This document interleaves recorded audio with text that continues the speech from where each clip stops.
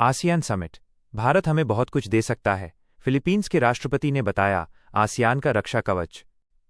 Malaysia में 47वें ASEAN शिखर सम्मेलन के दौरान फिलीपींस के राष्ट्रपति फर्डिनेंड आर मार्कोस जूनियर ने भारत और प्रधानमंत्री नरेंद्र मोदी की खुलकर सराहना की, जिससे भारत आसियान रिश्ते नई ऊंचाइयों पर पहुंच गए हैं।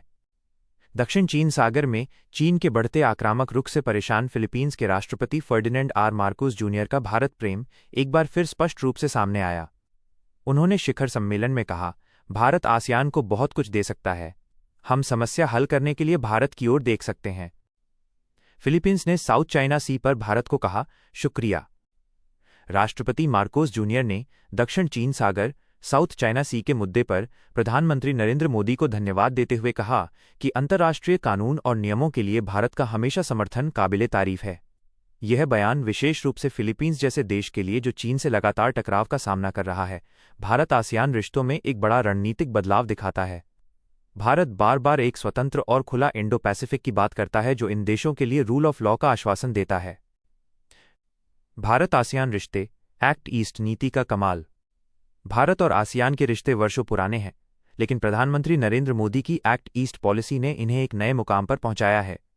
यह साझेदारी अब केवल व्यापार तक सीमित नहीं है, बल्कि रक्षा, संस्कृति और भरोसे के मजबूत स्तंभों पर टिकी है। सहयोग के प्रमुख क्षेत्र। वर्तमान स्थिति, व्यापार और अर्थव्यवस्था। आसियान भारत का चौथा बड़ा ट्रेड पार्टनर है। 2024 में व्यापार 131 अरब डॉलर से अधिक रहा। भारत का 25% विदेशी निवेश आसियान देशों से आता है। रणनीतिक सहयोग। भारत स्वतंत्र और खुला इंडो पैसिफिक का समर्थक है। इंडियन नेवी द्वारा साउथ चाइना सी में मलाबार एक्सरसाइज सुरक्षा कवच की तरह है। फिलीपींस भारत से आर्मी ट्रेनिंग ले रहा है। सांस्कृतिक संबंध। आसियान देशों में 20 लाख प्रवासी भारतीय रहते हैं। बौद्ध हिंदू विरासत जैसे अंकोरवाट मंदिर सांस्कृतिक ब्रांड एम्बेसडर का काम करती है। आधुनिक सहयोग। डिजिटल ट्रांसफॉर्मेशन पर डील हुई है, जिसमें डेटा सुरक्षा पर ध्यान केंद्रित किया गया है। 2026 को ASEAN India year of maritime corporation घोषित करने का प्रस्ताव है।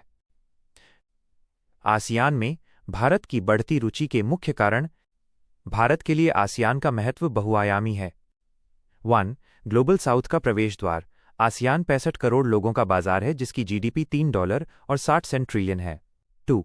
आर्थिक लक्ष्य। 2025 के अंत तक भारत और आसियान के बीच व्यापार को $200 अरब तक ले जाने का लक्ष्य है।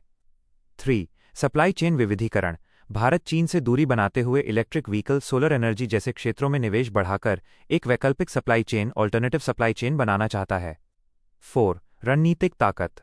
Quad. Bharat, America, Japan, Australia, हिंद प्रशांत क्षेत्र में आसियान को ताकत देता है। भारत का नेविगेशन की आज़ादी, फ्रीडम ऑफ नेविगेशन का रुख फिलीपींस और वियतनाम जैसे देशों के लिए महत्वपूर्ण है। आसियान के लिए भारत सुरक्षा कवच कैसे? भारत केवल व्यापारिक साझेदार नहीं, बल्कि भरोसेमंद सहयोगी के रूप में उभरा है। आर्थिक स्थिरता। भारत का 11% निर्यात आसियान देशों को होता है, जिसमें कपड़ा, दवा और आईटी उत्पाद शामिल हैं। 2025 में $20 अरब डॉलर के निवेश का लक्ष्य 5 लाख नई नौकरियां देगा। मानवीय सहायता। 2024 में तूफान के दौरान भारत ने आसियान को $1 करोड़ डॉलर की मदद दी, जिससे इन देशों का भरोसा और मजबूत हुआ। सैन्य प्रशिक्षण। फिलीपींस जैसे देश अपनी सुरक्षा क्षमता मजबूत करने के लिए भारत से आर्मी ट्रेनिंग ले रहे हैं। चुनौती। चीन की बेल्ट एंड रोड पहल। हालांकि भारत आसियान रिश्ते मजबूत हो रहे हैं, चीन की विशाल निवेश पहल एक चुनौती बनी हुई है। चीन ने अपनी बेल्ट एंड रोड पहल के तहत आसियान में $500 अरब डॉलर का निवेश किया है, जबकि भारत का निवेश अभी लगभग $70 अरब डॉलर है। चीन इस भारी भरकम निवेश के बल पर आसियान देशों को अपने पाले में करने की कोशिश करता रहा है। हालांकि भारत की एक्ट ईस्ट पॉलिसी और भरोसे की साझेदारी इस प्रयास को विफल करने में महत्वपूर्ण भूमिका निभा रही है।